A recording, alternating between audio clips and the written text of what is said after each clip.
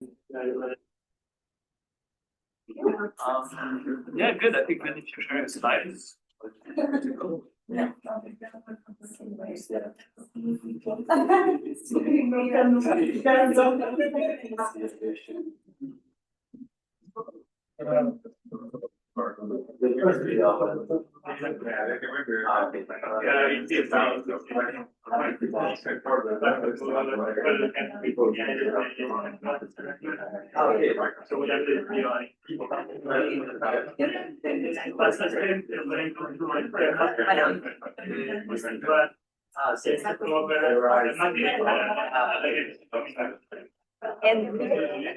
Les personnes qui sont en ligne peuvent regarder les slides, je ne sais pas.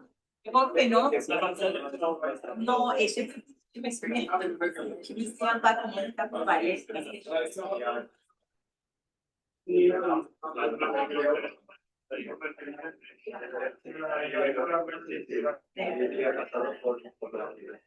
Ah, parce que c'est avec des séquences.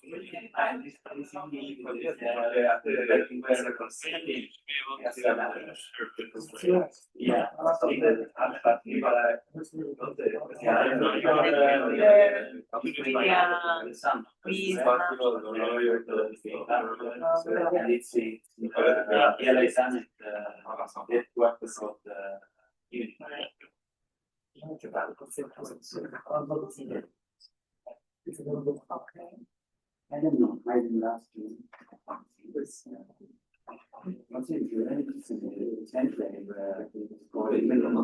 Even more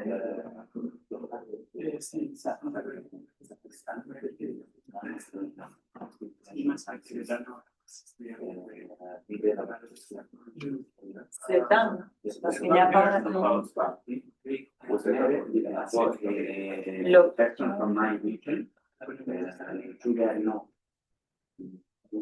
J'ai pas de slide. Peut-être c'est parce qu'on a déjà partagé le slide. She was already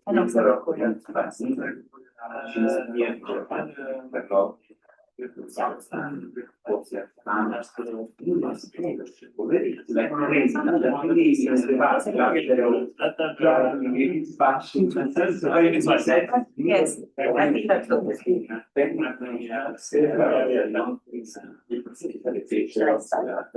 I think so, yeah. we are ready. Yeah. So we're ready. Okay, everyone, can we start? Is anyone on the way? Nice to see you all. Thank you for coming. It's really an honor to have you join us. Yeah. She's going to be talking about her new book. Jason, go there so we can see. I think this is. Oh yeah, fair enough. Yeah. So let me briefly introduce her. Cecilia is an associate professor of economics at the Institute for Innovation and Public Purpose at University College London. And her work analyzes corporate concentration of intangible assets, which leads to monopolies of intellectual property, particularly in the digital and pharmaceutical industries. Before publishing her current book, this one, on digital dependency theory, she also authored a book titled Capitalism, Power, and Innovation, which looks at intellectual monopoly capitalism, and co-authored a book titled The Digital Innovation Race. And she has another book coming out, she's very prolific. She has another book coming out in Verso, I think this year, is that right? And it's titled The Rulers, Corporate Power in the Age of AI and the Cloud, which sounds amazing. And so I'm looking forward to reading that one. Cecilia is a friend and she's a comrade. I know her from anti-imperialist networks that we share. And I'm very glad to have her with us. Please give her a warm welcome and let's see what she has to say. Thanks. Hi everyone, thanks for being here. I'm going to present this book, which I wrote in Spanish, and it's a sort of, or to some extent, it's a follow-up from The Rulers.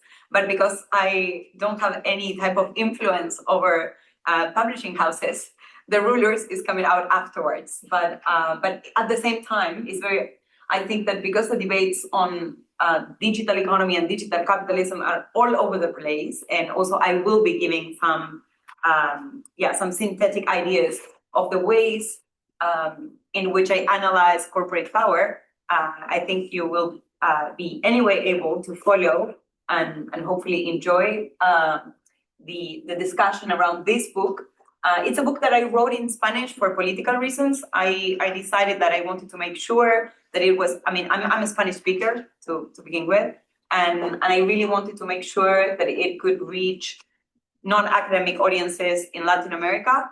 When I was writing it, and I can directly go to perhaps the first slide here. Yeah. Wait. So why this book? In particular, because the other one is the one that I wrote first. And for this one, I did a big field work with a lot of interviews. But what happened was that after writing this book, I realized that the book remained, if you want, at a discussion at the level of global political economy. And of course, it was speaking a lot to countries in Latin America and also to Europe, but not that directly. You needed to still make some sort of connections, and at the same time, it would feel that, or at least I felt, that the solutions that these different governments around the world were implementing, as they were seeing part of the problems of the concentration of corporate power, were also backfiring and were also the wrong policies, in part because they were missing some of the specifics of how digital capitalism was evolving in the digital peripheries. And in particular, this book started as a book to explain the far right's plans for digital in the peripheries. And you will see Milei featured quite a few times, because the introduction of the book is a structure around a quote by Javier Milei, Argentina's president. And I started writing it actually as I was analyzing that quote around like in August 2024, and analyzing how mistaken he was about everything he was saying in relation to digital technologies, and how, according to Milei, Argentina was going to become the fourth AI hub in the world. And I say it and I laugh it because, of course, it doesn't hold water, but still the things that he was proposing were particularly dangerous for the Argentinian economy. So I said, okay, we need, and with the far right growing around the world, said we need to explain why this is specifically wrong, which I see why when I read my other book, but I know that policymakers, people in general, will not see the connections. So I needed to make it more explicit. But what happened was that as I was writing the book, I also started engaging a lot with policymakers in Latin America and also some in Europe. And I realized by discussing with them, but also by looking at the policies that they were making public, that they were making the same mistakes. So what started as a critique to the project of the far right for the digital peripheries ended up being a book about how governments, regardless of whether they're from the right or the left that we get, end up proposing similar things for digital, and why is this actually further entrenching underdevelopment, and how can we reflect through the dependency theory to and updating the dependency theory to understand the role of not only governments by implementing these policies, but also the role of what in the book I describe as complicit actors from the peripheries that are not only serving the purposes of US or Chinese big tech, but that are also making money for themselves in that process. So in a way, this book tries to explore a lot of the internal contradictions and tries to contribute to the debates of what's to be done from the digital peripheries to, and not simply to contribute, if you want, to digital sovereignty or discussions around a development project, if you want, but more broadly, how can we rethink society as a whole? So it's not just a project or a book that tries to contribute to discussions about development, but because I see discussions about development as discussions about capitalism and how global capitalism evolves, I think that in the end is also speaking more broadly to everyone, regardless on whether you live in the core or the periphery of today's capitalism. And in these internal contradictions, as I was saying, I think that I saw, well, one of the things that I wanted to emphasize in particular with you is that I saw how there is this contradiction in governments between the growth imperative associated with technological development and at the same time the fact that they want sovereignty. So I also see it, if you want, as an opportunity to try to not only explain why these technologies will not bring them growth, but also to explain that maybe if they do want sovereignty, and I will discuss what sovereignty could mean and the different meanings of sovereignty in a bit, but they should also be discussing about how they are organizing as governments the economy more general. And then it's also a book on when we try to think about why even progressive governments fail and what can the dependency theory bring us, and this will be part of the focus of the presentation. I would say that there is also a lack of an alternative narrative. In the book, in the final chapter, I explore what I describe as two different narratives from Silicon Valley, one more connected to the far right or more of the appeal of the far right, which is basically the state has failed, the state will not deliver progress as it should, and this salvation for those that can pay for it, but we still have the technologies. We can still get the progress, but without the state. So we need to undermine the state as much as we can and just go for the technologies. And of course, this would be the type of narrative from someone like Elon Musk, Peter Thiel, Alex Karp from Palantir, and so on. But we also have another narrative that is more sophisticated, that is usually personalized by the CEOs from Alphabet and Microsoft, for instance, in which they are not saying, let's get rid of the state. It's no, we of course need the state. We need the state to fulfill all this progress through technological development and growth. And for that, we are here for you. We are here to bring you all the technology that you need so that you can deliver. So let's work, quote unquote, together. And it's a way in which they end up subordinating states around the world. So let's structure this discussion, as I was saying, around what Milei said. So Milei said three things in an interview by the time, August 2024. He said, AI is the most violent, will bring the most violent rise in productivity, much more violent than the Industrial Revolution. And then, of course, the first thing that we need to go is to see the data. We don't see it. AI has been around for some time. It's not just the moment when ChatGPT became was released, but since even before, we don't see that violent increase in productivity. This is ILO data for the simple way of calculating productivity through with labor only. And I think that I don't need to explain here that this has been a debate even from the mainstream, not only from the left. So we already have that. What I, in the book, bring also to that debate is that I think that there is a big limit when it comes to looking at things through aggregated variables, because capitalism is completely stratified, not only at the level of the segmentation of the labor market of workers, but also at the industrial level. And this segmentation is not a segmentation also that is a structure in countries. So it's not that we have all the companies of one type in one country, all the companies of another type in another country, all the workers of one type in one country, and so on and so forth. The data that we use to try to analyze capitalism usually is incomplete and sometimes directly inaccurate. And in a paper by the OECD, they clearly acknowledge this. Of course, they call it the best versus the rest, because they see some firms, the frontier firms, that are having an increase in productivity in different sectors, so manufacturing, services, but then a lot of firms that remain laggard and don't go out of business. Of course, for them, the frontier firms are the quote unquote best, because what they don't see, and they don't even, of course, acknowledge in any of the papers, is that often these firms are accumulating more simply because they are extracting more value from all the rest, not necessarily because they are quote unquote the best.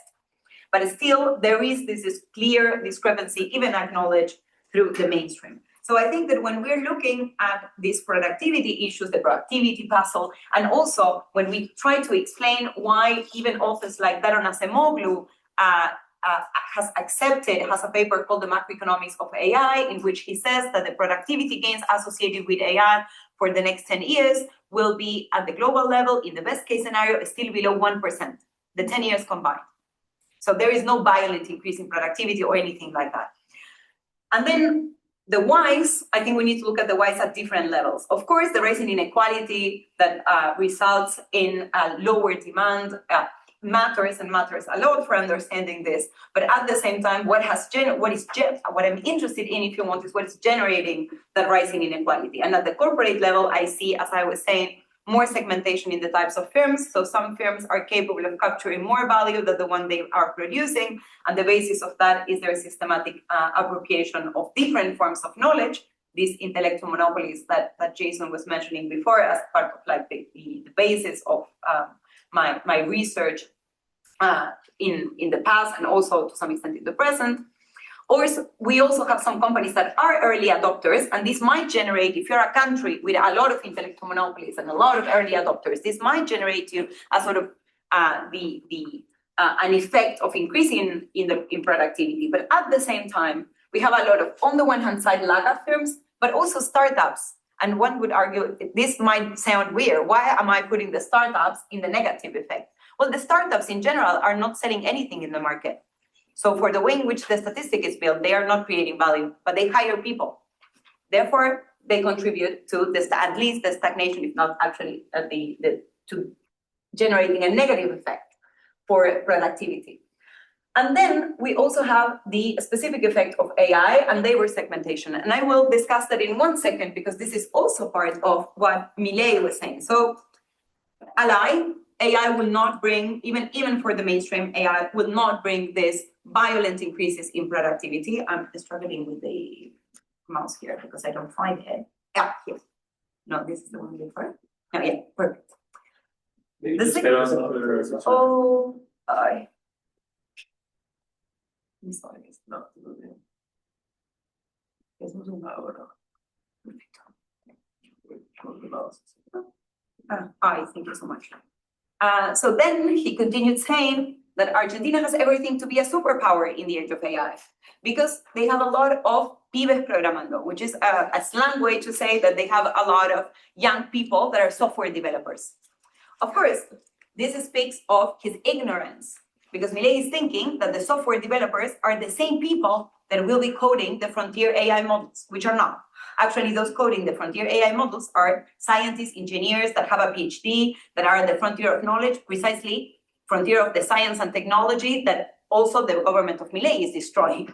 But still, he claims that we have all these pibes programando. And what is interesting there is to start thinking, as I was anticipating, about labor market segmentation. And in the peripheries, usually we think of 2 sectors. So the informal sector, the informal economy, and the formal one. But I think that more and more we need to at least think of 3 sectors here. Because there is also a split between what usually was a wage worker that comes from the industrial times and a small group of people that are this quote unquote talent, among others, for AI. These are the ones that are coding and thinking and conceiving the LLMs. But most of the software developers are actually here. And the thing is that with generative AI and other forms of AI, we have an effect where we have a limited expansion of these top tier, because there will be more interest in developing these AI models, but still limited. And we are already seeing signs of a net decrease in the middle tier.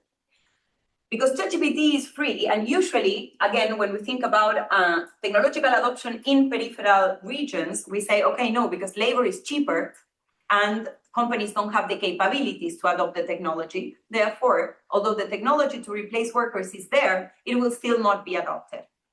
Whereas in the case of LLMs, it's not only free, therefore cheaper than workers, but it's also very easy to adopt. It really requires basically just knowing how to use your phone to be able to ask something to ChatGPT or the like, which results, and of course, the result will not be as good. But there was an FT article that said, that compared ChatGPT and human labor with going to McDonald's or going to a Michelin star restaurant. What the article means is that sometimes for companies, and often if they cannot pay it and if they can still benefit from it, McDonald's is fair enough. And even for us, I mean, it's not that we are going to eat every day at a Michelin star restaurant. So yes, indeed, the workers might be much better. A translation from a translator, hiring more software developers for a lot of things might even be better. And now this is even put into question, especially at the entry-level jobs, might even be better than the LLM. But still, if you can still make money, this is cheaper and also spares you from a lot of issues associated with unions, workers' claims, and so on and so forth. So as a trend, I think that we are going to see more and more of a net decrease of this middle tier, but this will not lead to massive unemployment. And this is also interesting because sometimes when people want to see the effect of automation, they connect it directly to unemployment. This is what Aaron Benanab does. And I've had several discussions with him trying to explain why we cannot link one to the other. Not only because the historical existence of informality, and if you come from a peripheral country, you'll know of all the people that regularly make a living by selling on the street. But also, now we have these forms of expanded informality has been globalized with the gig economy. So the people that will lose their job here can ultimately simply download an app and continue working. So for the statistics, they will be employed, although their working conditions will be much worse and so on and so forth. And also from a productivity perspective, this will be problematic because this sector keeps being a sector that intakes workers at a speed that will not necessarily be at the level of the increase in demand. And therefore, each worker will be contributing less to the creation of value, according, again, to how the official statistic is measured, and the overall outcome will be negative for productivity. So, yeah, Argentina may have a lot of people here, but this will not lead Argentina or any other country to automatically become a hub that concentrates the top tier. And actually, what is even worse is that generative AI in particular is de-skilling creative labor. And this is something that even Microsoft recognizes. There are several analyses already. There is one, Your Brain on ChatGPT. If you haven't read it, it's a good neuroscience article that all gives you some clues on how people think less when they are using ChatGPT compared to solving the same task without using it. And it also compares with the typical, pre-existing search engine. But I want to draw your attention to this because this is Microsoft Research, saying that more confidence in generative AI is associated with less critical thinking. And this is quite obvious at the same time. I mean, if you think about it, for us, the generations that learned how to think without generative AI, we have the tools to distinguish between an answer that is completely full of what is called hallucination, but are just simply wrong answers, versus an answer that can be useful to some extent and so on. Whereas people that are now studying directly with the Gen AI will not develop those capabilities, will not have the capacity to identify, to have their own judgment and identify. And what is being outsourced on these AI agents is not simply check if this translation was right or wrong, or polish my email so that it sounds, I don't know, less rude to my boss. What is being outsourced there are also the answers and the questions. So it's also the process, this process of thinking that to some extent, and this, there is a French author that speaks here of like an augmented Taylorism, and it really makes sense because what we're seeing is that the part of the workers that were still doing mostly the thinking now are even outsourcing part of that thinking to the LLMs, and what they end up becoming are fact checkers. And this is true for the translators that check the translation, it's true for the software developers that check the code, and it's becoming also true for us as scholars, where we are more and more pushed to be more quote unquote productive by using the AI and then checking if the ideas of the AI make sense or not. So ultimately, the effect that this is having, if again we want to think of what Millet is saying, if you want to be an AI hub, you need to have a lot more people that are capable to think. But that small tier of people is developing a technology that is at the expense of the capacity to think of the larger majorities. And it's not only that, it's also that the technology, when it's used in the workplace, can be exercised, can be used to exercise a form of tailor-made control revolution. It's not simply an augmented Taylorism. It's also that you can, if before people were pushed to adjust to the norm in order to comply, and the process, the discipline was exercised by normalizing people, now you don't need to do that anymore. Simply, you need to identify these tailor-made ways of exercising customized control. And an example of that, just among the many, is this very known patent from Amazon that is a wristband that indicates the worker inside the warehouse how to move their hands in order to find the boxes for the delivery faster. And there are many more that are as awful as this one. So let's go back to Milei again. And what's the third thing he said? That we are going to be an AI hub because we not only have these software developers, but also we have what data centers need. They need energy, we have a lot and cheap, this is what Milei said, and also we have a cold climate. So the requirements for energy are, according to Milei, allegedly lower. So let's explore a bit what data centers generate. Data centers are, since the AI hype, are mushrooming globally. Before they were mostly, one could say exclusively, but it's not exclusively, but they were mostly concentrated in the US. Now they keep on installing more data centers in the US, but also there is a sort of mushrooming of data centers or of promises of building data centers globally. And what these companies do, in particular Amazon, Microsoft, and Google, because of their dominance of the cloud, is to go to the governments and promise billions in investments. So for the governments, it's like magic. It's like, yeah, the best thing that they can be offering to them is exactly what they wanted. If think of the structural stagnation in Latin American economies, for instance, think of even the UK, desperate for growth, and Starmer, a Labour government, saying that the priority of the government will be growth and that they will deliver it through innovation. For someone that doesn't understand that inside the data centers, there is no coding. Nobody develops the LLM inside the data center. There is no jobs. I mean, there are no jobs created inside the data center, but the 50 more or less jobs per building that are in charge of making sure that there is no overheating, that the servers are working. So there are technical jobs, security jobs. But the AI scientists and AI engineers can be working from wherever in the world. It's not that if you have more data centers, you will have more AI in your territory. Again, I leave for later the discussion of whether that is something that governments should aim for. But assuming that, but thinking from their perspective, they think often that the data centers will bring the technology, and the other way around. The data centers, what they actually do is, because of their consumption of electricity, because of their consumption also of water to prevent overheating, and you have some figures here that probably you've seen already, for instance, this one from the IMF.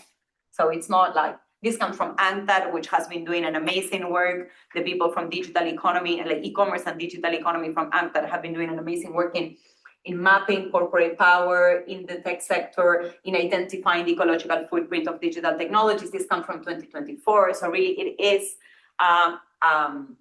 quite a premature analysis in the good sense. But this one, even the IMF recognizing that by 2030, the electricity consumption of data centers will be higher than every country in the world, except for the 3 largest polluters. So it's like really, really, really incredible that knowing this, knowing the huge ecological footprint, still governments prefer the promise of growth.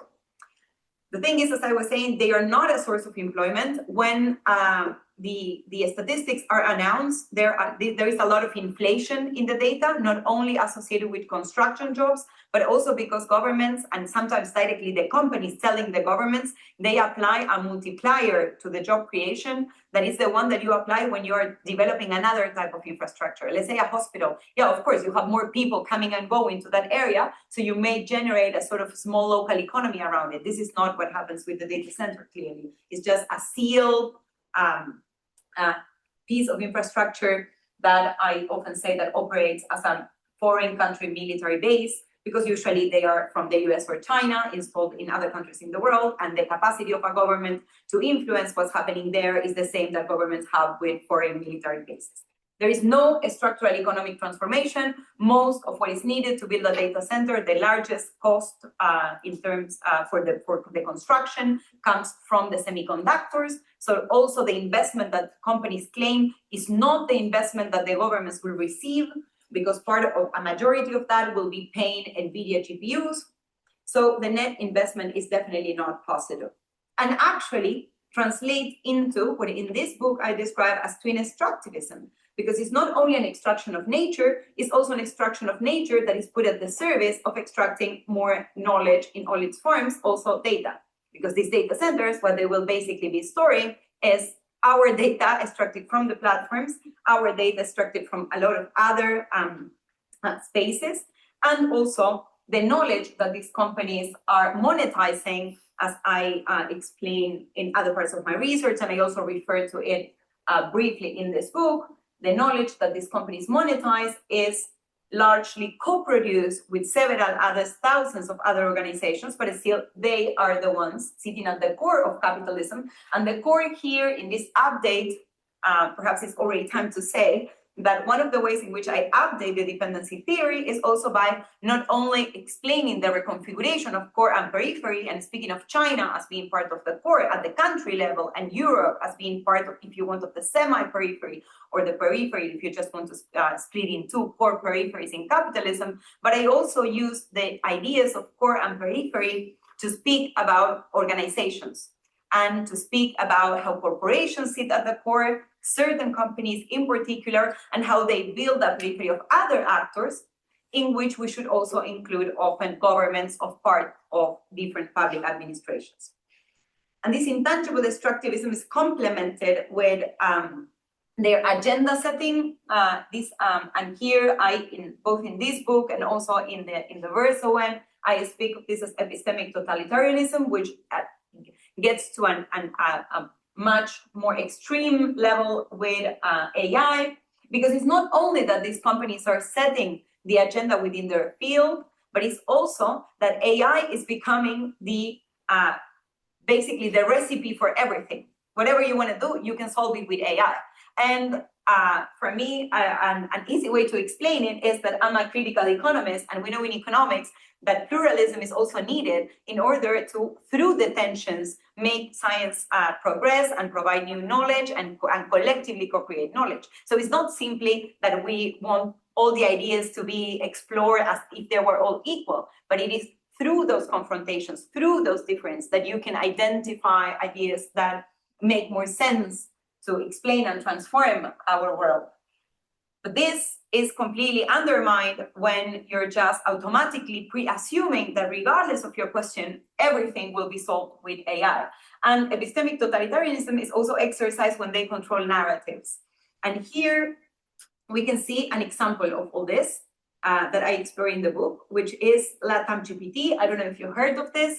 It's been sold as an example of digital sovereignty from Latin America. Is, as the name implies, an AI model developed from Latin America with data coming from Latin America, of course, without asking for permission to use that data, needless to say, because precisely it replicates the same way of producing knowledge that these companies impose around the world, and also relies on AWS or on Amazon financing and infrastructure. So we showcase as an example of digital sovereignty, but in reality, it's just one piece of a larger puzzle that depends on the big tech companies. And the more of these AI models are developed that are from the outset dependent on big tech companies, the more we are generating a business for them. And especially, and this is, maybe it's because I'm sorry, and especially because they are going to put it in open source, which in the case of AI usually doesn't mean the same that open source for other software and so on. This is just a technicality that we can come back to it later on. Because they are going to put it in open source, they also reinforce the adoption of big tech infrastructure, because if it's in open source, what basically is happening already is that the more of these models are shared partially in an open way, the more adoption of the models exists. So more applications are developed with AI models, and everything ends up relying on these underlying layers of infrastructure that are controlled by big tech companies. The problem with LATAM GPT is multiple. One clear one is that it's only one segment, one piece of a broader ecosystem. The other problem is that it doesn't challenge the fact on, is this the priority for Latin America? Should the frontier AI scientists and engineers that are working together from different countries in Latin America be dedicating their efforts to create a LATAM GPT model? Whose purpose is this serving? What problems, is this taking into any consideration the ecological impact of this technology? Of course, all the answers to these questions are no. So why? Then the question that arises is, why do states accept to subordinate? And of course, for what I was saying, the first answer to this is the AI-driven growth promise. And the second answer can automatically be, well, but there is a historical, technological, and economic, and therefore also financial dependence. But now it also reaches even other parts of the world. And this is just a moment when Starmer and Trump were prosperity deal, which actually, as a matter of fact, I struggle always when the mouse needs to go to the other. There, I got it.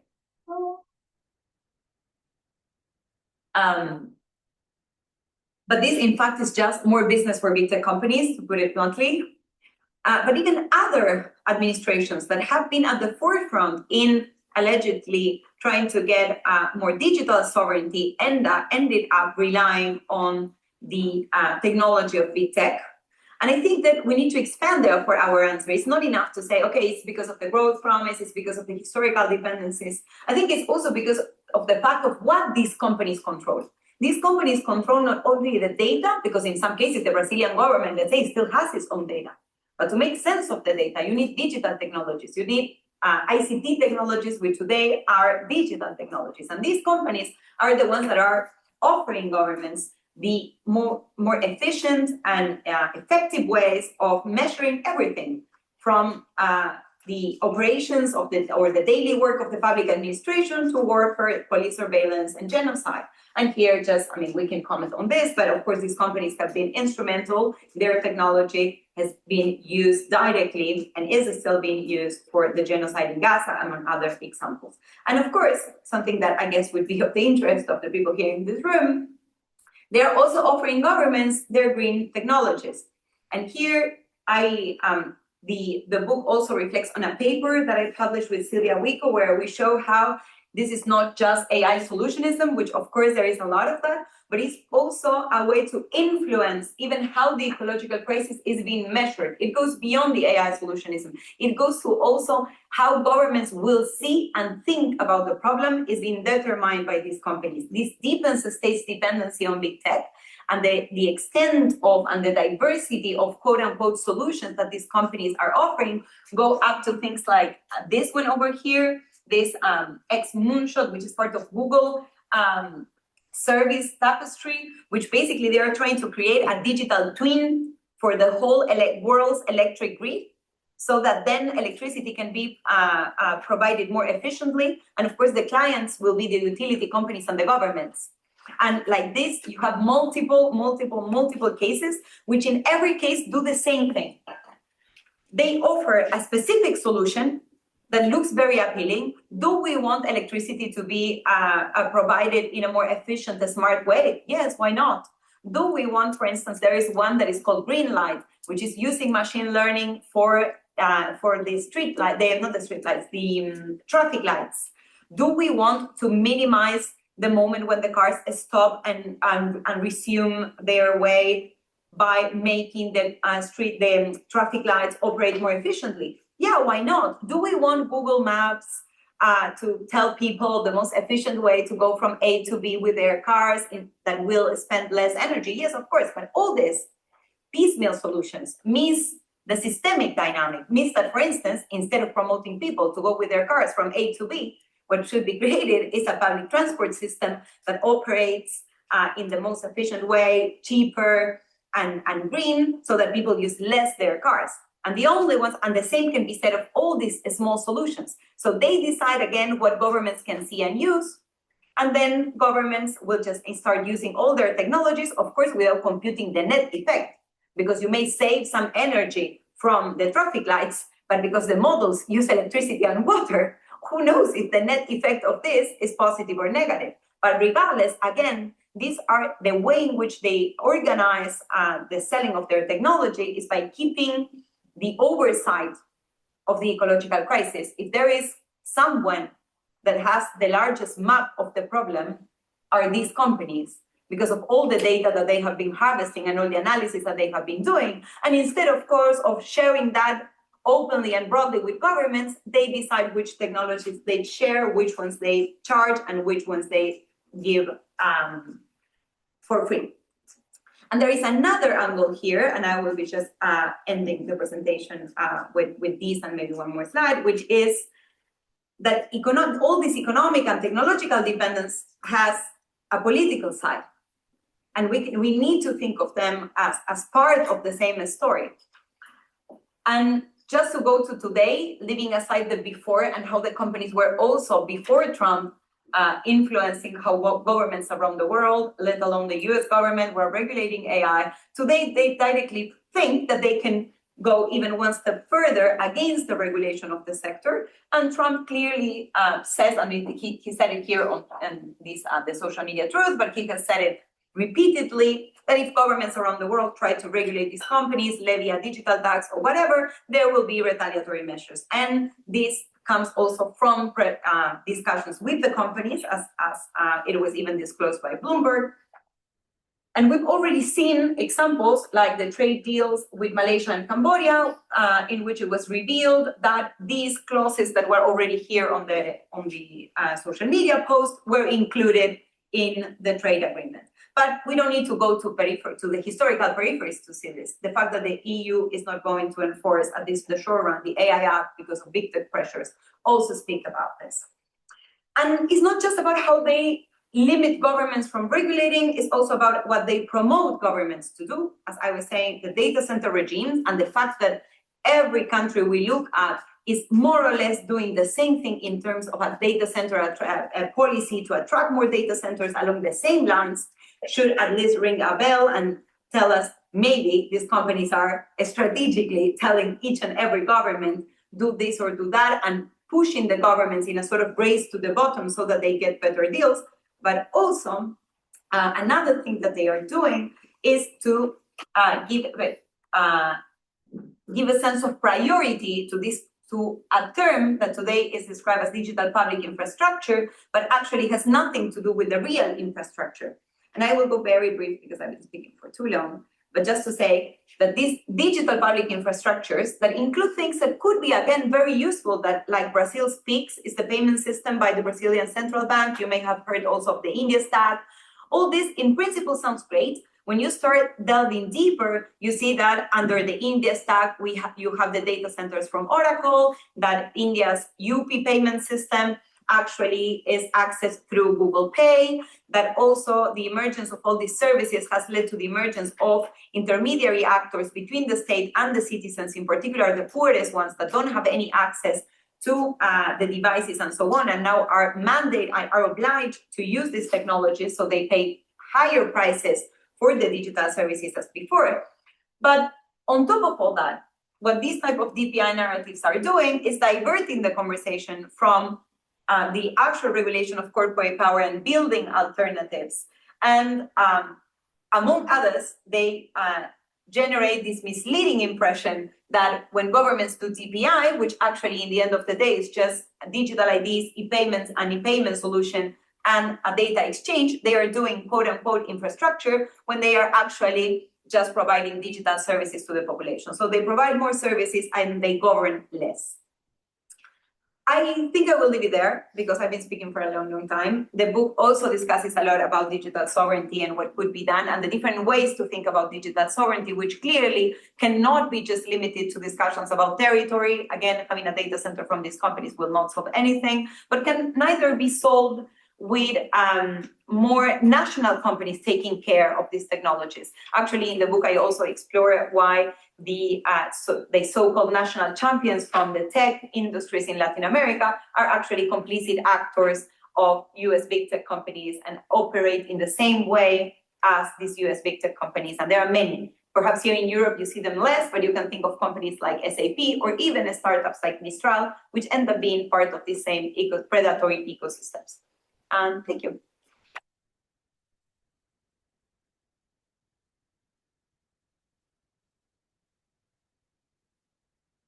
What time do you need to leave, Cecilia?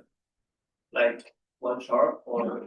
No, I think I will to take my flight a lot of time, and I will probably be meeting a journalist at 2:45.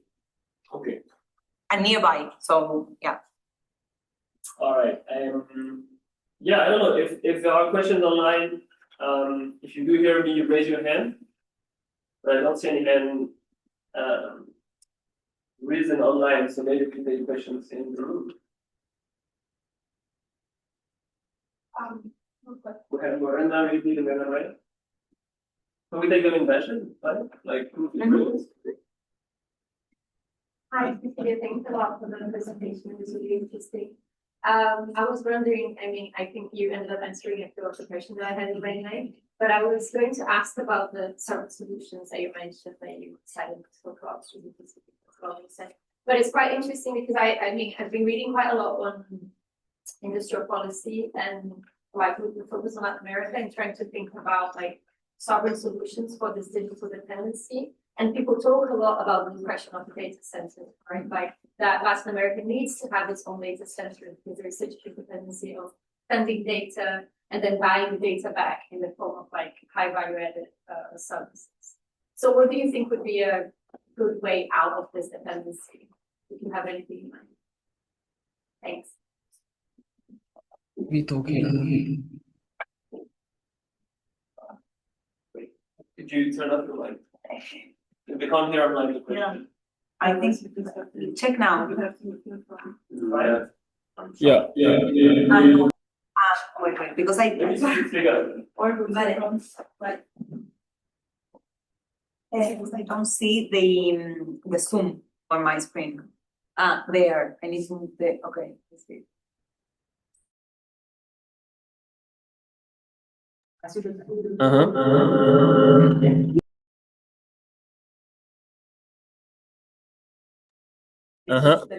Okay, good.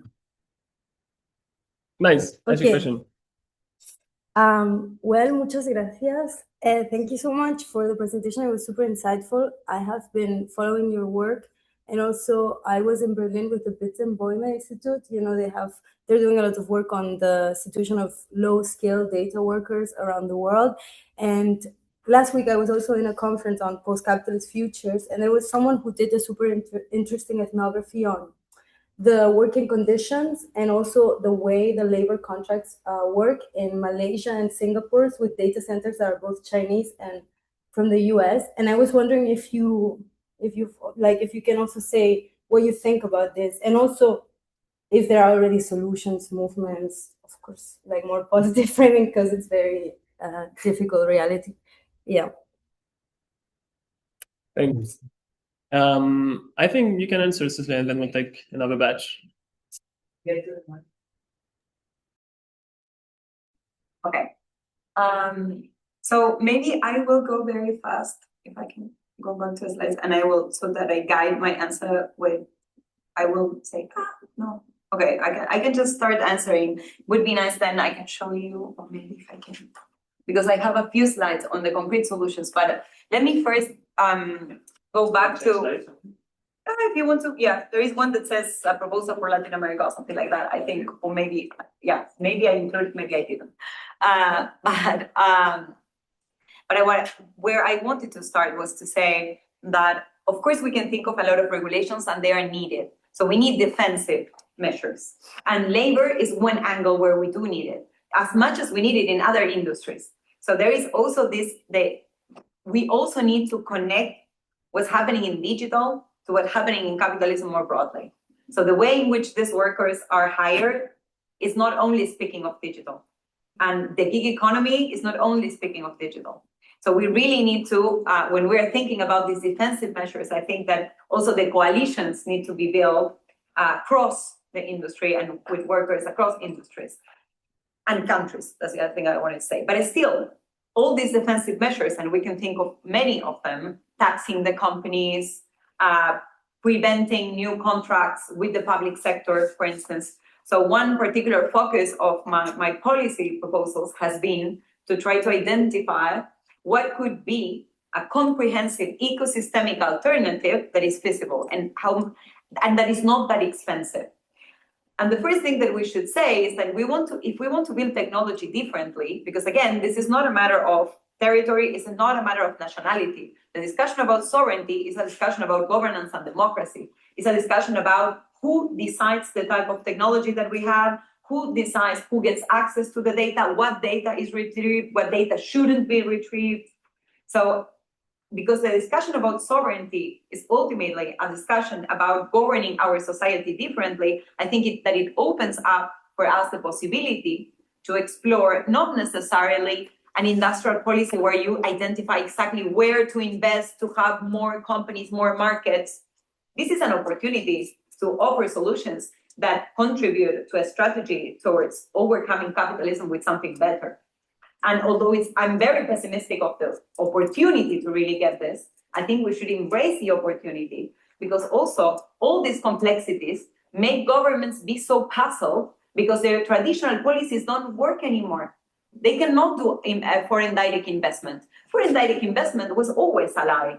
There was never technological transfer going to the countries. That was never going to work for development. But now with the data, that is an opportunity to say, you see, you cannot do this. You cannot continue just hoping that the foreign companies will bring you, I'm just moving backwards in case they can't hear me, hoping that the companies will bring you the development, will bring you the technology. What is actually happening is the other way around. You invest in public science and technology, and then the foreign companies capture your own public science and technology. And it happens to Brazil, it happens to Argentina. It's not only happening in Europe, it's really happening globally. So for me, it's about trying to put forward an alternative. I always make this case that we are not living under a market economy. It is capitalism. I can answer the question of why it's not techno-feudalism if you want later, but it is capitalism. But it is not a market economy, a competitive market economy whatsoever.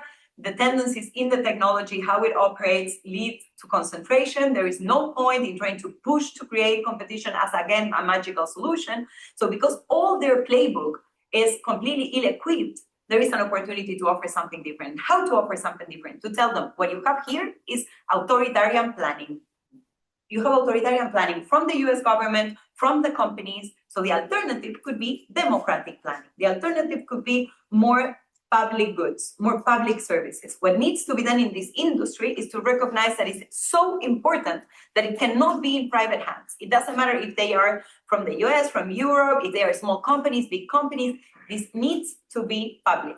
But of course, there is a risk. The immediate response, not only from people from grassroots movements, also from those that are against this type of more leftist solution is, no, but the state surveillance. Indeed, that is a problem. But the solution is not to just stay inactive or just accept, okay, no, then we just accept the market will solve it. The way for me is to create new institutions and start from what already exists.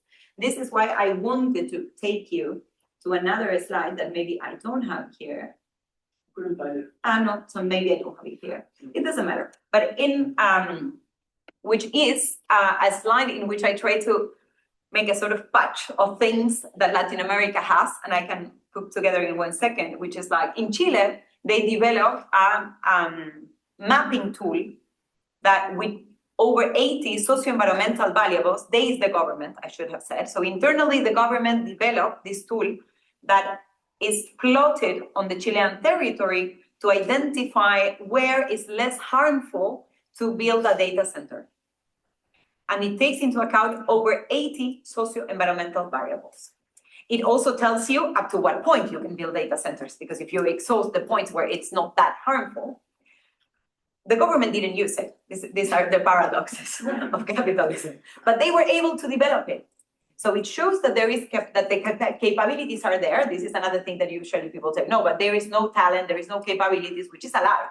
You see it in the stats, and in the book I give some of them and show. And also, again, this is not about developing LLMs everywhere in the world. It's about thinking of the problems that people have and how information technologies can be used to contribute to a solution, but never be the solution. And this, in most of the cases, will not be that you need hundreds of frontier AI scientists developing generative AI. It will be cases like Chile's mapping tool that gives the governments a possibility to identify where, and also the social movements to push for it. Okay, you want some data centers because you need them, because there is a business need, let's say, and let's say we believe you. Okay, then they should be installed here, but not in other places. But then if you want to go even further, this mapping tool could be connected to the existence of Antel in Uruguay. which is a state-owned telecommunication company that is responsible for 2 of the 3 data centers in Uruguay, which shows you that the public sector can have good functioning, running data centers.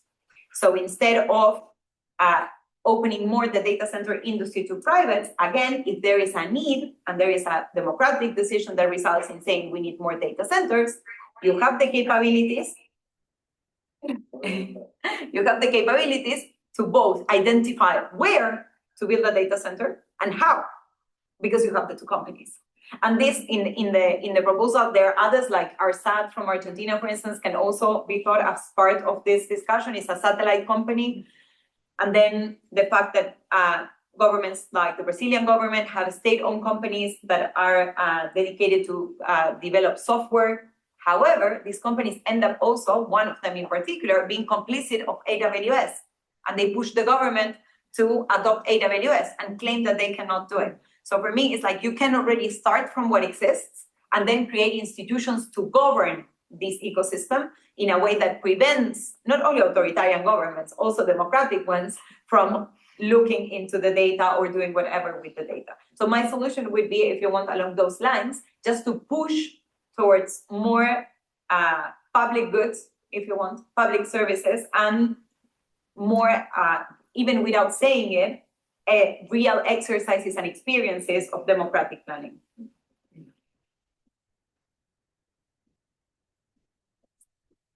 We have a good question. We have John first, and maybe John is going to add.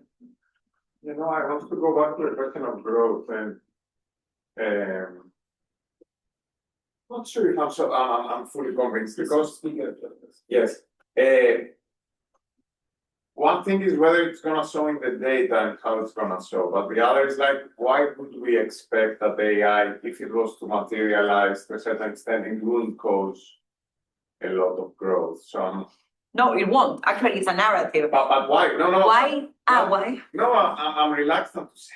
You think it will? You think it will generate? Well, I'm just thinking in very basic terms. Now, like if it starts working and if it starts doing cognitive labor, even of a McDonald's quality, and yes, this is like an influx of, I don't know, millions or billions of energy cognitive workers to the economy. So it could be that it's bottlenecked somewhere, that there's not enough energy, that there is not enough applications where you can put all these people, sorry, I'm calling them people, they're, I don't know, cloud AI agents, but they are agents. So for me to be 100% sure that this will not cause growth, I don't follow you. I follow the argument that it, like the internet before, it might not show in the data because there is an increase of information workers, or because there's, I don't know, the income from that is going elsewhere, or what. But physically, I want to understand better if there is a fundamental criticism why, if this were to work as it seems it's working now, or as the hype is, I mean, we can say it's not going to work like that because AI will never be able to do A and B. But if it is to do A and B, which already it seems to be doing, I mean, to me, it seems like now it is at the level of a medium cognitive worker now. Yeah, or entry-level job for sure. Level, yes, and the majority of the economy now is services, but they don't need necessarily physical labor now. So why not? Why would you say? Well, the first thing is that you're looking at it from a supply perspective. And the problem is that, okay, yes, in some sectors, it may generate that increase in productivity that will generate unemployment, and these people will need to work somewhere else. So because these people will work somewhere else, if you have 2 options. One, they don't find a job, they don't have income, they don't consume, so you don't realize the value. And if you don't realize the value, you will not see it in the statistics. But also, if these people go to work and they go to work to the gig economy, and let's put the extreme example, they are all Uber drivers. It's not that we will consume more Uber drives because there are more Uber drivers. It's just that the Uber drivers will be driving more with fewer rides, which means that in total, that sector grows. The informal one grows in number of workers, but doesn't grow its productivity. The other way around, it plummets. So on average, the increase in productivity that you have in one sector, the productive one, then leads into a decrease in productivity in the other sector, the less productive one. What, just to understand, okay, and understand about how would it be different from the Industrial Revolution, where you had I don't know, the labor of the persons who were making clothes, substituted by the factory machine, by the energy? Because of job creation, is what type of job. There are two things to say there. One, I would say, is job creation, the type of jobs that you're creating. There is, of course, there will be, as I was saying, in this top tier and even some more jobs being created, but that will remain jobs for a minority, because unlike the Industrial Revolution, where you needed people to run the machines, to be there and also be manufacturing the machine. Every time you were introducing one new machine on the shop floor, someone had to be building it. Whereas the AI model can be, the same model can be sold again and again and again and again everywhere. And the materiality of the AI model and the use of the AI model is simply the data center, which is not generating jobs. So it's a different type of technology that you're introducing, that its reproduction doesn't need as much jobs as what was needed in the Industrial Revolution to reproduce and therefore adopt massively the technology. And then this is one part of the story. But then the other part of that story is that you're, to some extent, it's true that the Industrial Revolution clearly generated this increase in productivity and growth and so on, but also some part of the world continued being structurally underperforming. What is happening now is just that Europe is also joining the part of the world that is underperforming. So sometimes things that seem new to Europe or new, and therefore people sometimes seeing them from Europe think are new to the world, is just the peripheralization of Europe. So probably you will see an increase in productivity, and some figures are already there, but still too soon to say, in the US, in China. But then you also have the effect at the global level because of the way in which these technologies are produced and where the gains are concentrated. Because the other part of all this story of productivity is that productivity figures assume that the value is realized, is captured in the same place where it was created, which is not. So when you have an equal exchange, there are some countries and also some companies that seem to be more productive than others, simply because they are capturing more value. And because we will have much more of this, which results in more inequality, and which means a small number of people richer, richer and richer, and larger, larger, and even larger majorities poorer and poorer. And we know that the share of their income that each consumes is clearly different. You will be consuming less, and if you consume less, then you don't realize the value. So I think we need to see all these angles, and these are the things that even also someone like Acemoglu would be computing. So then if you go to the micro level and you see the call center, you can see an incredible increase in productivity. Yes, at the micro level, in some industries, in some companies, you will see it. But at the global level, it's not that I'm saying that we will see a decrease in productivity. I'm just saying that we will not see this violent increase because of all these dynamics. Unless, there is always an unless, let's say we're in a scenario where, I don't know, the technology is produced completely different, you redistribute the gains, in a different world that is not what tendencies show we are walking towards. Thanks. Yeah, go ahead. Maybe turn off the mic there. And you can go so people hear your line. Oh, sure.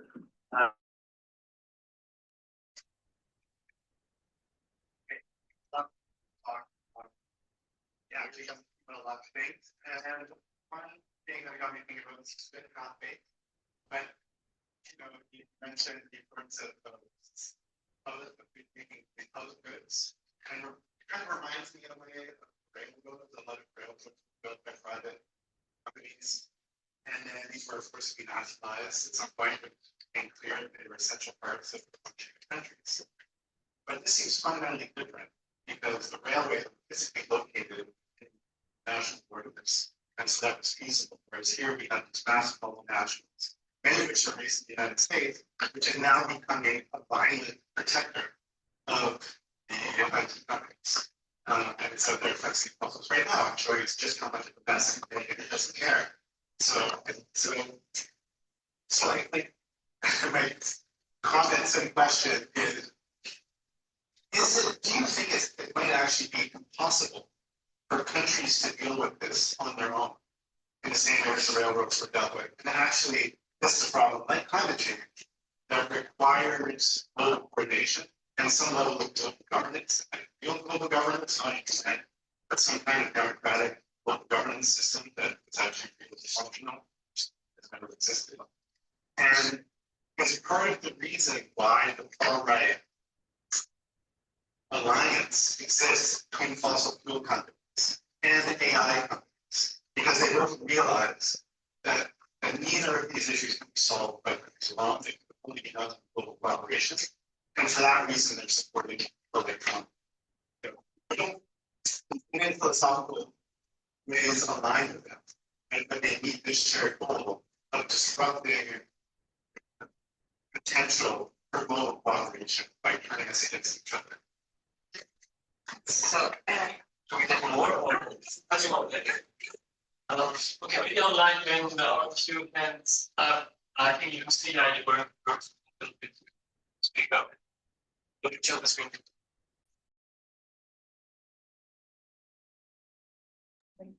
We need to do this. No. No. Yeah, do you want to ask a question? Hello, yes. I'm Yeah. Pardon. Sorry. No, go ahead, please. Sorry. Okay. Hello, Cecilia. Thank you very much for the presentation. I'm working on the economic geography. I'm trying to understand how is urban governance changes in the face of data center agglomerations, and more and more I end up at the question of asset managers. So the role of financialization in this digital versus state relations. I wanted to ask, how do in this growth promise that captures the attention of the governments, they are changing regulations at any scale, they are usually upscaling the urban governance capacities on a national level so that these data centers can be done quickly, more efficiently. So the value creation through this data centers, so the growth that is promised, do you see it driven primarily by assetization of different aspects of our life, or do you see that de-risking by the state by allowing, UK is a great example, I think, for that, by allowing water or electricity grid prioritizations through data centers being channeled into this big tech asset manager complex that is producing the data centers. So just to reiterate, the local value creation of the data centers, how do you see the finances role and state de-risking these investments for big tech and asset managers? Thank you very much. All this, they are already fine. Sure. Okay. Go ahead. And then, yeah. The short answer would be yes to everything that you said, but I would like to unpack this a little bit.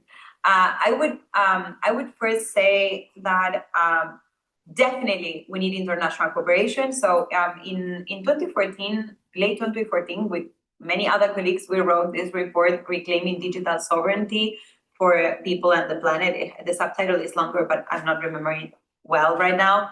And we made this case, the digital sovereignty, if we think of it as governance, as democracy, and how we can create new institutions to govern the production of science and technology, which includes also governing how data is produced, where the data centers are built, to what extent we can cope with building data centers and so on. All that required international cooperation. International cooperation of the non-aligned governments, of those that want to be part of it. But more and more, I think that we shouldn't be expecting to have this sort of global where every country is on board, because it will simply never happen.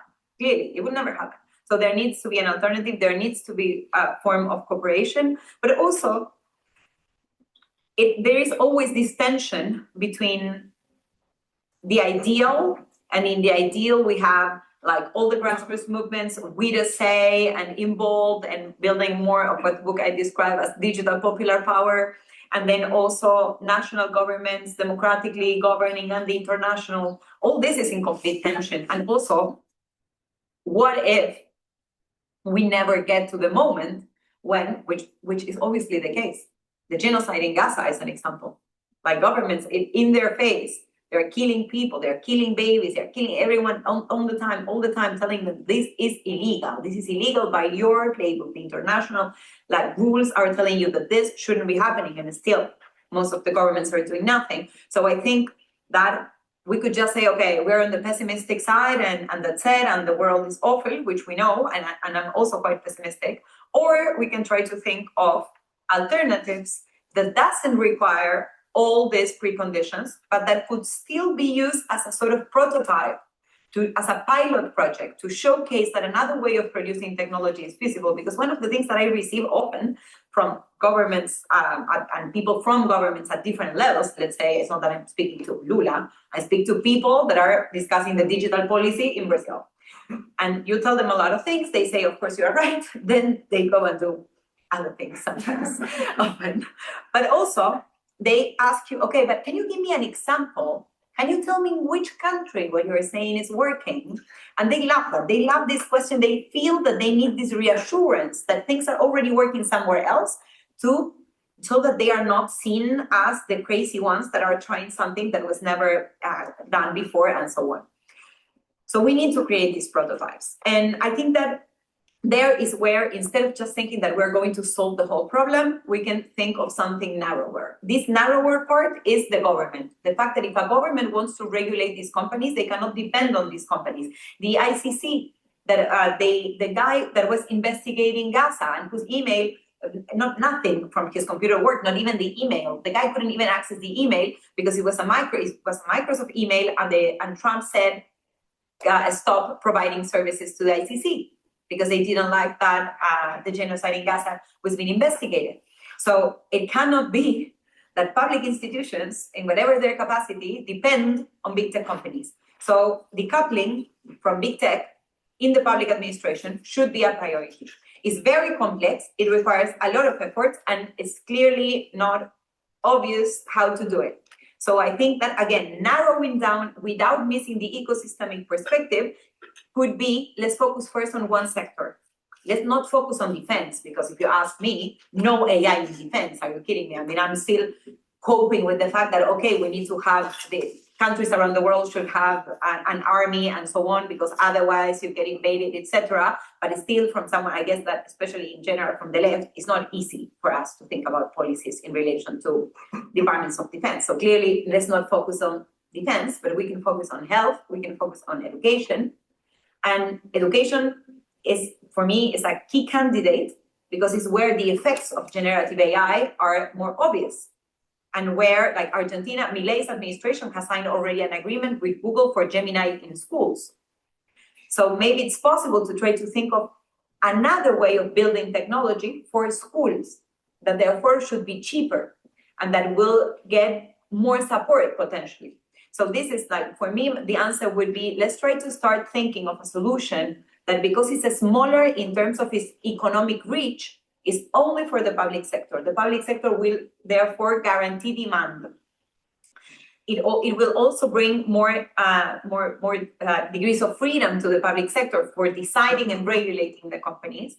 And because it's only one sector and one that doesn't need the latest LLM, can be cheaper and feasible. So this would be is where I am. But I'm of course open, and I also think that we need to be flexible in the sense that if tomorrow we received, I don't know, someone from a municipality saying, I want digital sovereignty in the way you are talking about digital sovereignty, well, we need to put all our efforts there, see what exists in open source, what are the needs in terms of infrastructure, how can we create a space where the citizens of that municipality can also have a say, and if it's technology that will be used for schools, invite the teachers, invite the unions. If it's technology for hospitals, invite the healthcare workers. So start creating, with the excuse, if you want, of decoupling from big tech, other ways of producing technology.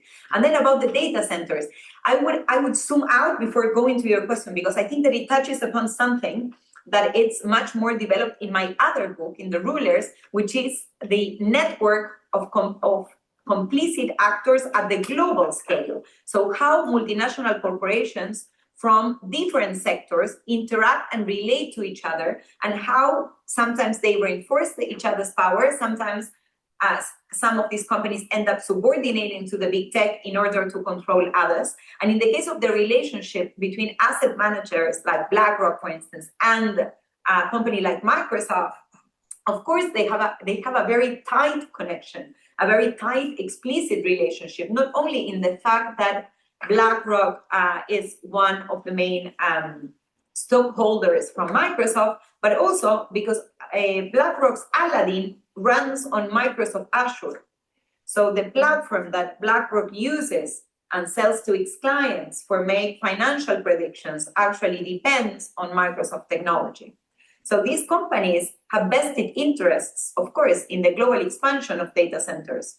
And then whether we want to call it in one way or the other, and indeed big oil companies have strategic partnerships with big tech companies, and they all have strategic partnerships with asset managers. This is, for me, is clear evidence of how these companies not only build power, but also plan global capitalism, while we still think that we are living under a market economy. So for me, the solution, again, is not like, let's try to have more competition, and therefore, as a result, more data centers. It's like the worst possible scenario.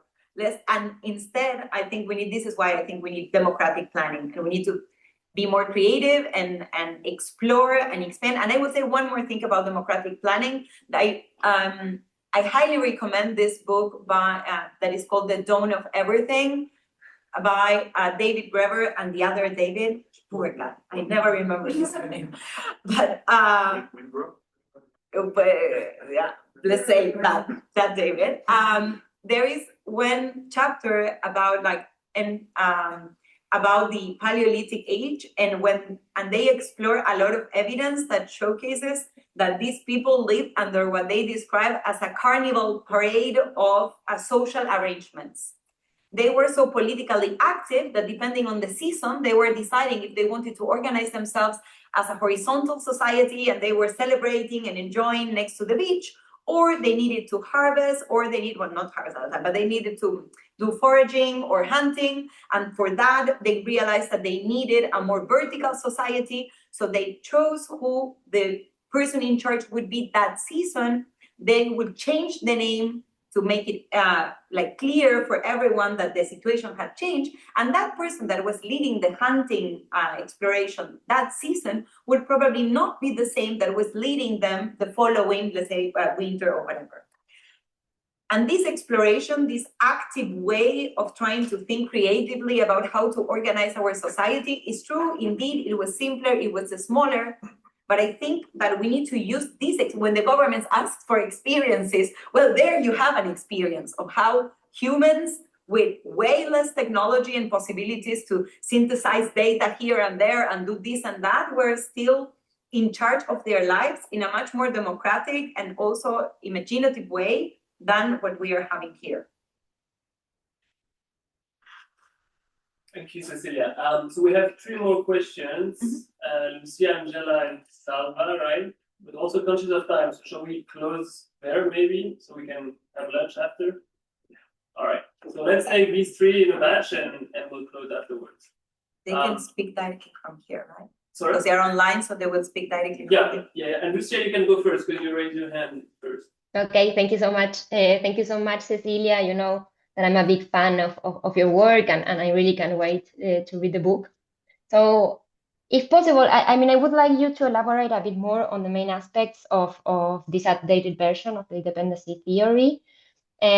What changed? I mean, is this an update that addresses shortcomings or pitfalls in the original theory, for example? Or is it an application of the theory to the current landscape? Angela, go ahead.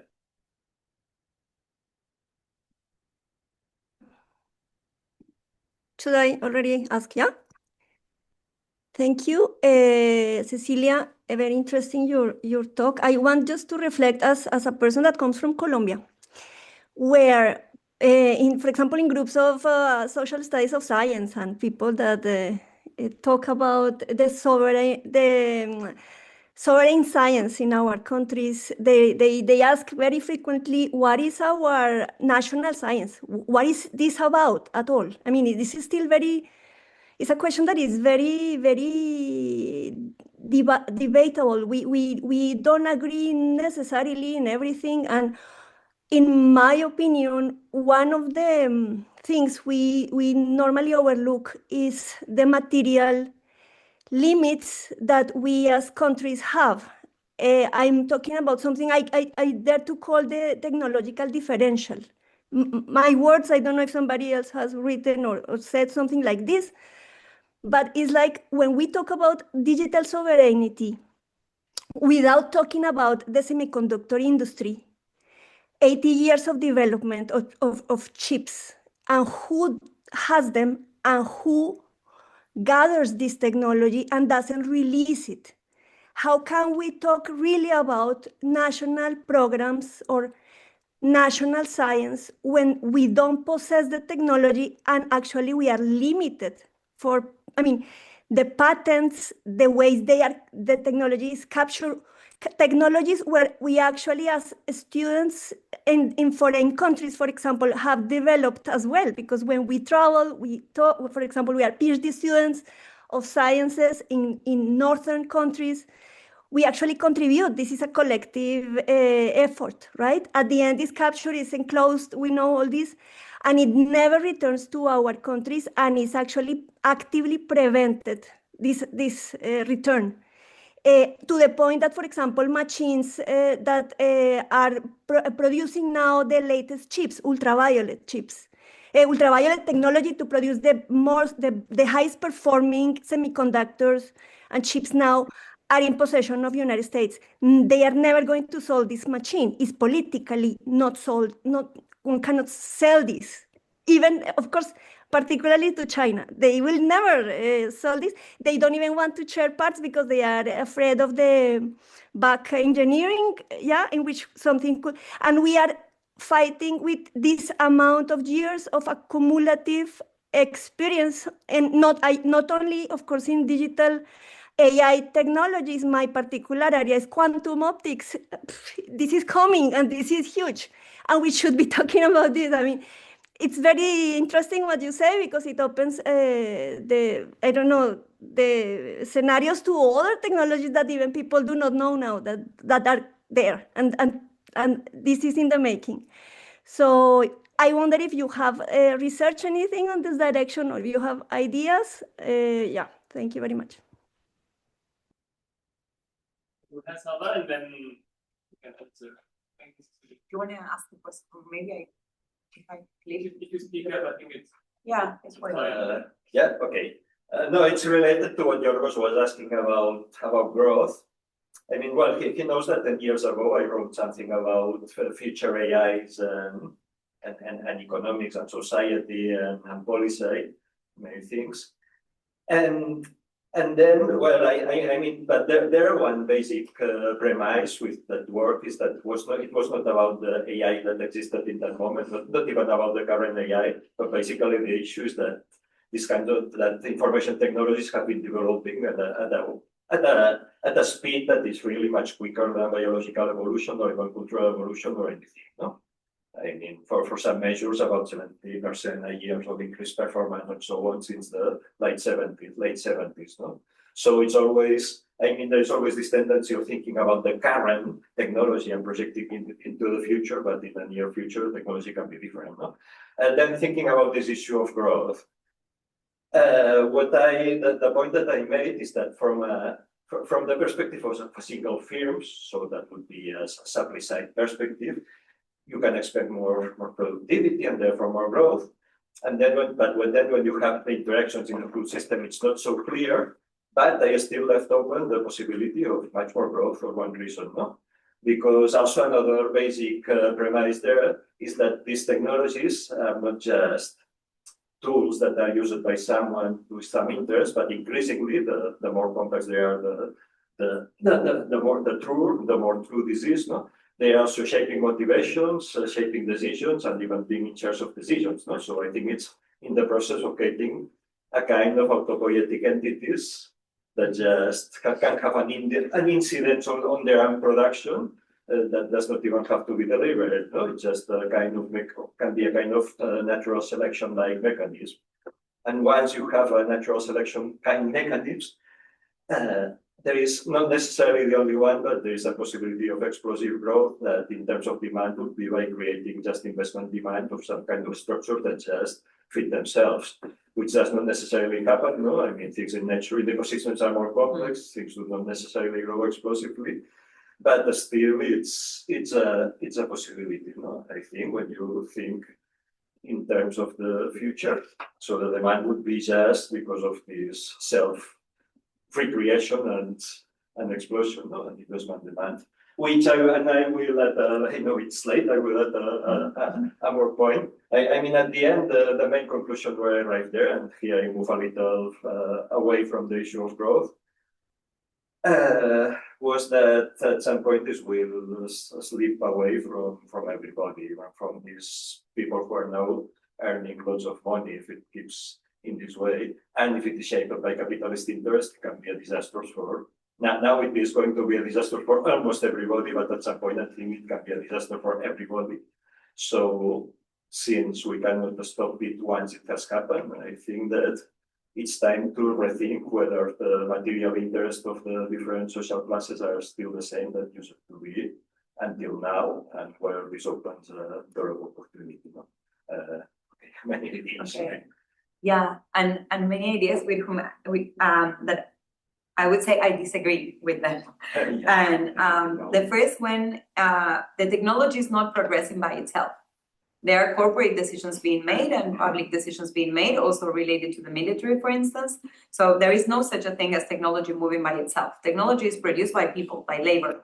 And this labor doesn't operate independently. It's not that neither us as scholars in a public university, nor in particular the scientists and engineers inside companies decide openly one day they open up a new book and they say, let's go and do this LLM or do this other thing. These are corporate decisions. And one of the things that this book tries to emphasize, and also the other one, is that science and technology is being planned. Someone is pushing the accelerator pedal. When they come and tell you this technology moves so fast, I don't know how, we cannot control it. This is a crafted narrative. They are making decisions. If they really, the fact that individual scientists may feel that they cannot control it doesn't mean that the companies are not deciding to produce. And the fact that the AI algorithms, which are very advanced mathematics, are statistic models, are doing things that you could not anticipate they would do, doesn't mean that you cannot control the technology, because simply you can decide that you are not going to develop LLMs anymore, for instance. If they were so afraid, if they would really think that it's risking to end up their businesses, for instance, they would not hesitate at stopping the development of those technologies. Then, autopoiesis agents. I also disagree with that because this would mean that these agents actually can think, be creative, and poiesis is something that can done by living beings, not by statistic models. And I think that also these models are not emulating human intelligence, are emulating a very narrow and capitalistic way of thinking what intelligence is. Without experience, without emotions. This is not how we think.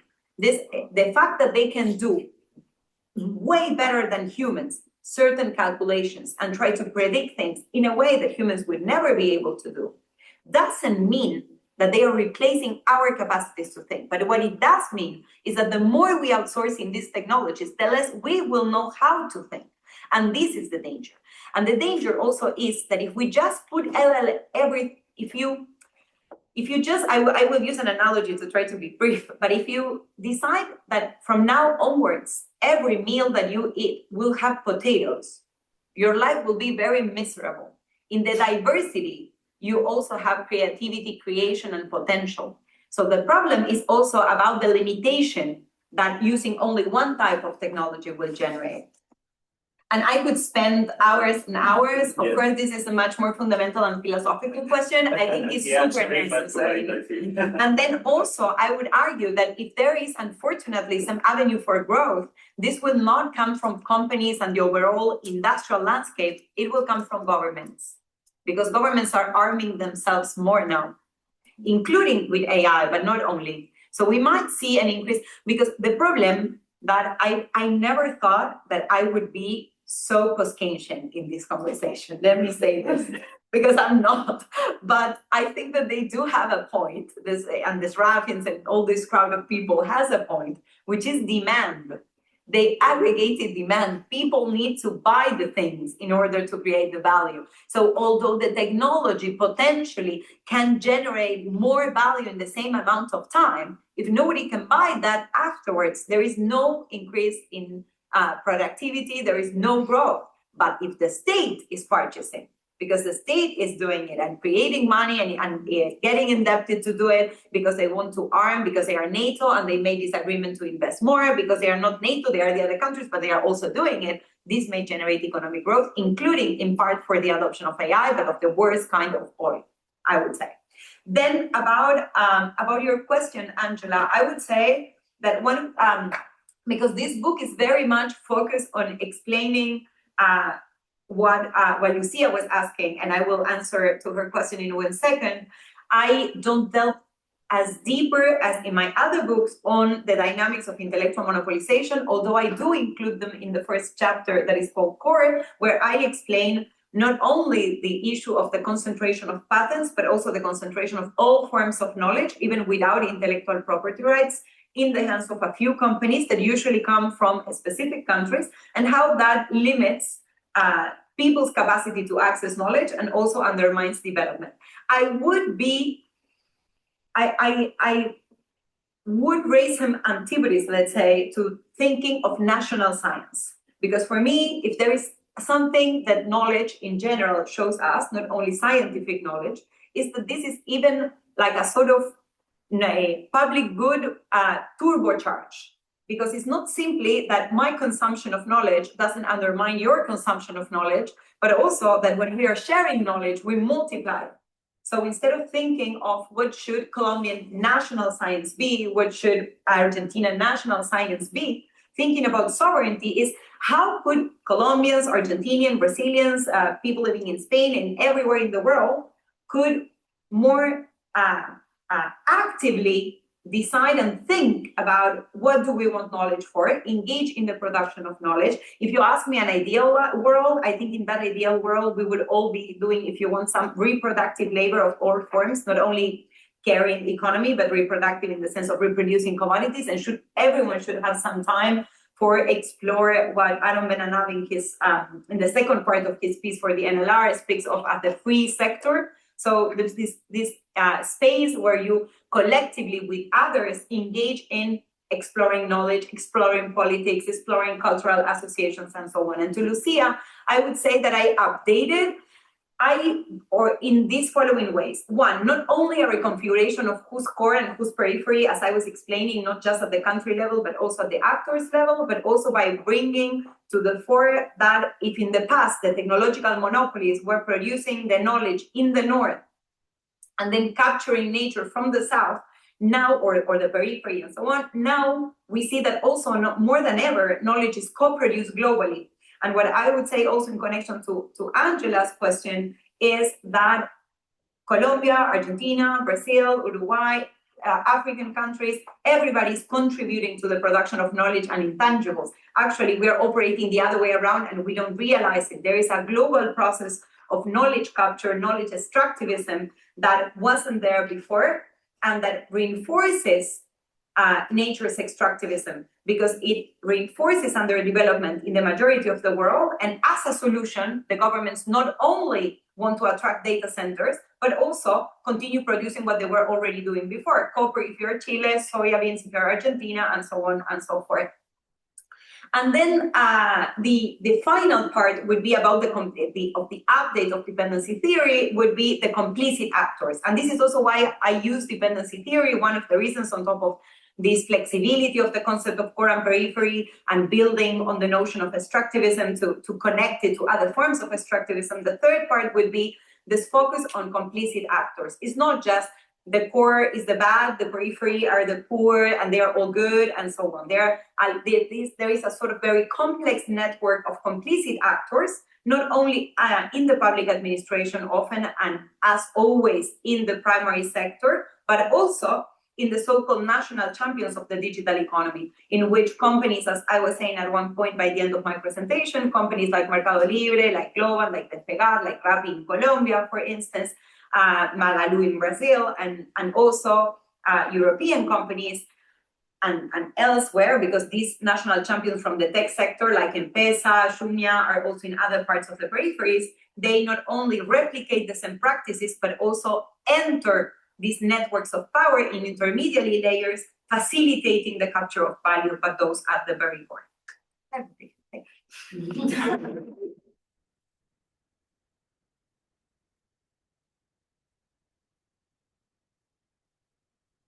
All right. Yeah, thank you so much, everyone, for being here. So, Cecilia, maybe something now. ¿Queréis el libro? Yo tengo copias, podéis comprarlo, Thanks. ¿Podemos hacer eso? Sí, es eso lo que pueden hacer. Lo que vos tenés ahí.